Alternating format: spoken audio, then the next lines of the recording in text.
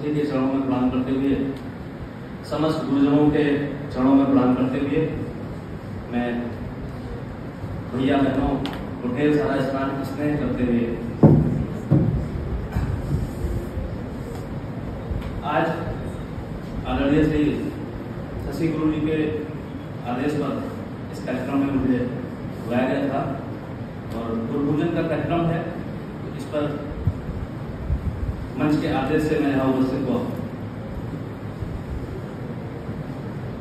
छात्र जीवन से ही हम यह श्लोक पढ़ते चले आए हैं कि गुरु ब्रह्मा गुरु विष्णु गुरु देवो महेश्वर गुरु साक्षात परब्रह्म तस्मै श्री गुरुवे नमः। फिर भैया बहनों, गुरु को साक्षात परब्रह्म कहने की सबकी अपनी मर्यादा है। कोई भी व्यक्ति गुरु को साक्षात परब्रह्म क्यों कह रहा है, वो अब उसके अपने विचार मैं अपने आप सब लोगों के साथ साझा करना चाहता हूं। इस दुनिया की ज्ञात इतिहास में लगभग 2500 सालों में इस देश की वैचारिक संपदा को, धन संपदा को लूटने के लिए पश्चिम से लोग लगातार आते हैं और लगातार उन्होंने 2500 साल में आखिर वह कौन सी ऐसी संपदा थी जो 2500 साल की लूट के बाद भी समाप्त नहीं हुई। मेरा यह मानना है यहाँ की धर्म, यहाँ की संस्कृति और उसके संरक्षक यहाँ की गुरु परंपरा ही एकमात्र कारण है कि 2500 साल के बाद भी हमारे अंगद की तरह अपने पैर जमाए खड़े हैं और इस बीच पता नहीं कितनी सभ्यताएं इस दुनिया के पटल पर जन्म ली और समाप्त हो गई। आप सब इतिहास की किताबों में पढ़े ही होंगे कि भारत पर पहला आक्रमणकारी महावीर जैन के समय में 500 ईसा पूर्व साइरस आया था। फिर डेमेट्रियस, मिनांडर, सिकंदर, सेल्यूकस, शक, हूण, मुगल, मंगोल सबकी श्रृंखला आती है। लेकिन उससे निपटने के लिए सिर्फ गुरु परंपरा ही हमारे काम आई और आज भी हम विश्व के पटल पर बड़ी मजबूती से खड़े हुए हैं।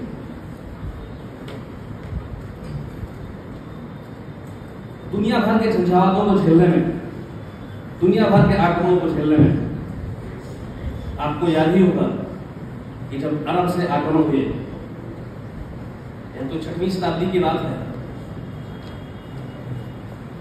मोहम्मद बिन कासिम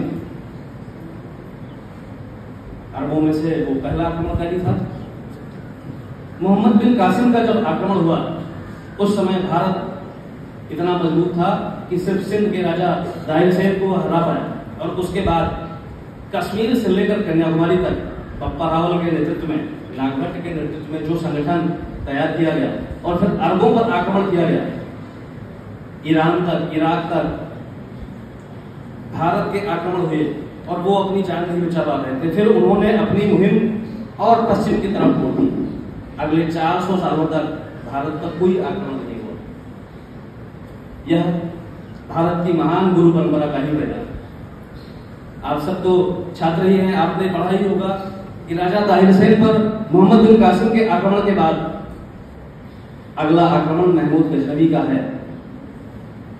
काल की परिधि में आप नाप कर देखिए कि 712 ईस्वी और फिर महमूद गजनवी सोमनाथ का मंदिर, इस बीच के 200, 300, 400 सालों में हमारी वैचारिक संपदा कहां पर थी, हमारी गुरु परंपरा कितनी मजबूत थी और हम आप जैसे छात्र किस कोटि के निकल रहे थे कि हमने देश की सीमाओं को सुरक्षित ही नहीं रखा, उसके बाहर भी जाकर सीमाओं को बढ़ाया।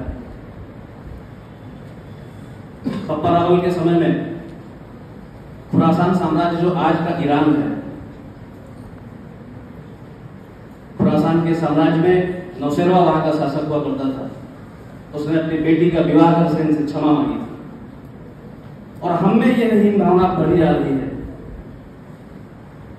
कि पश्चिम के जो लोग थे वो हमसे कहीं अव्वल दर्जे के थे और हमें जो है ये मध्यकाल का जो इतिहास है, जो बीच का इतिहास है, हमें अकबर महान पढ़ाया जा रहा है।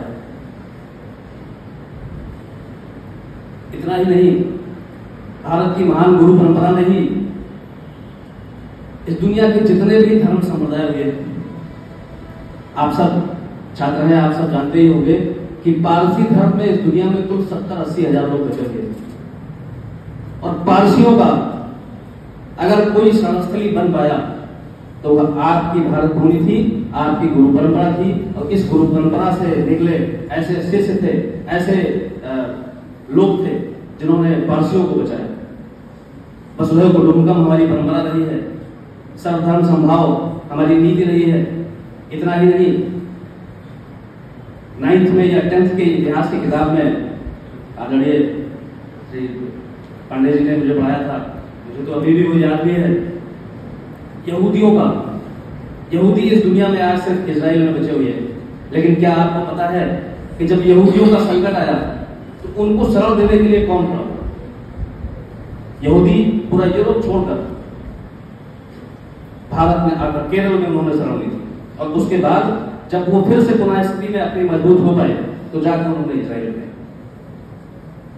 इस दुनिया के सभी संप्रदायों को शरण देने का, उनके समाप्त होने से पहले में जो भी मदद हो सकती है वो हमारी अपनी सभ्यता ने, अपनी संस्कृति ने की।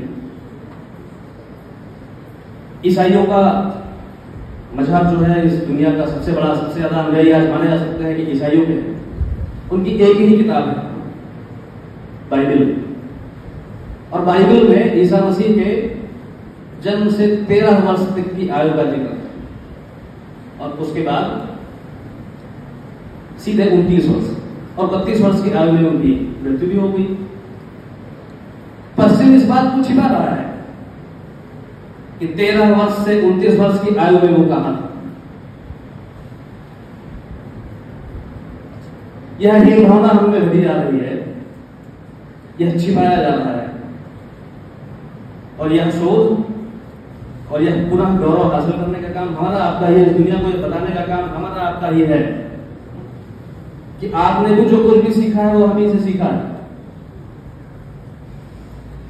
आपने आर्यों का आक्रमण 9th में ही पढ़ा होगा, तो मुझे तो आचार्य ने 9th में ही हो सकता है सिलेबस बदला हो। इस दुनिया में एक टेंडेंसी चल रही है कि हम महामानव, हिटलर ने भी कहा था कि आर्य इस दुनिया के मूल पर हैं और आर्यों का जो मूल है वो यूरोप है, जर्मनी है। और हमारे यहाँ रामायण और महाभारत को तो काल्पनिक बता के टाल दिया जाता है। आज आधुनिकता का युग है, 21वीं सदी है। जिस सरस्वती नदी को हम पौराणिक नदी मानते हैं और वो विलुप्त हो गई है, सैटेलाइट से और दुनिया भर के शोधों से पता चला है कि उसके जो समाप्त होने की काल अवधि वो लगभग 6000 वर्ष पूर्व है। और महाभारत में सरस्वती नदी का, वेदों में सरस्वती नदी का जिक्र है। इसका मतलब यह हुआ कि हमारे वेद 6000 साल के पुराने हैं। और जब आपके पास ईसा मसीह से पहले का कोई रिकॉर्ड ही नहीं है तो यह आपका अधिकार बनता ही नहीं है कि आप ये बताएं कि आर्य भी आप ही थे और आप ही यहाँ आए और फिर आपने हमें वेदों का ज्ञान दिया और फिर उसी से हम अपनी ही परंपरा को बता रहे हैं और रामायण और महाभारत जैसे काल्पनिक विषयों को हम लेकर अपना महिमा मंडन कर रहे हैं। प्रिय भैया बहनों, इस गौरव को पुनः हासिल करने के लिए हमें अपने इतिहास की ओर फिर से मुड़ना पड़ेगा। पश्चिम के लोगों ने हमारे ही अनुसंधानों को लेकर, हमसे ही छीन कर अपना लेबल दिया और वो बता रहे हैं कि ये अनुसंधान उन्होंने किया है। आपको पता है कि आर्यभट्ट का, अगर मैं सही हूं तो आचार्य जी मुझे करेक्ट करिएगा, 4वीं-5वीं शताब्दी उनका काल रहा है। गुप्त कालों में उसे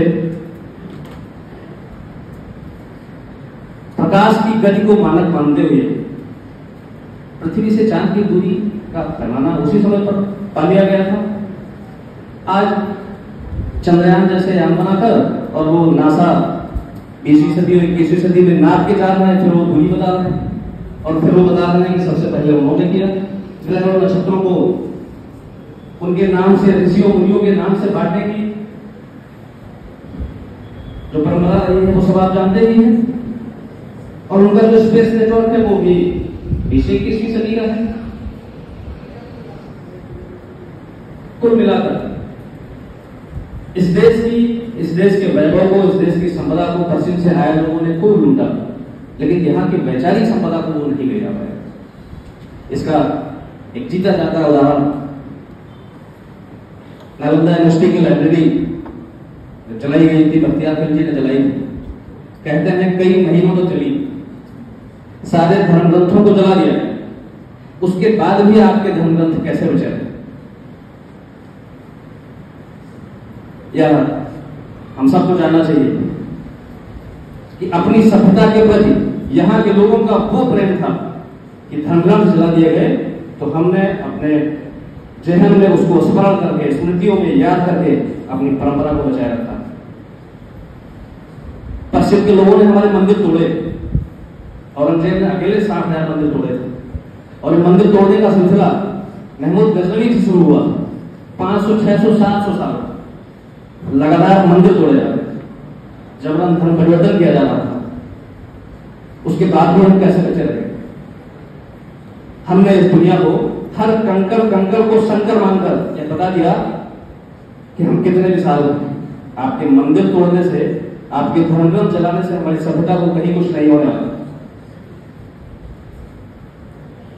वो मंदिर तोड़ते गए और हम सिंदूर लेकर, पत्थर में सिंदूर लगाकर बजरंगबली की जय बोलते चले गए। इतने लंबे संघर्षों में हमारे पुरखों ने इस सभ्यता को बचाए रखा है, और इस सभ्यता को बचाए रखने में मेरा तो एकमात्र मानना है कि गुरु परंपरा ही इसके लिए जिम्मेदार है। और इसीलिए मेरे कहने में या मेरे मानने में गुरु साक्षात परम ब्रह्म है। प्रिय भैया बहनों, आज भी हमारे उन पूर्वजों की पुण्यात्माएं हमारी ओर ही देख रहे, और वो मन ही कह रहे थे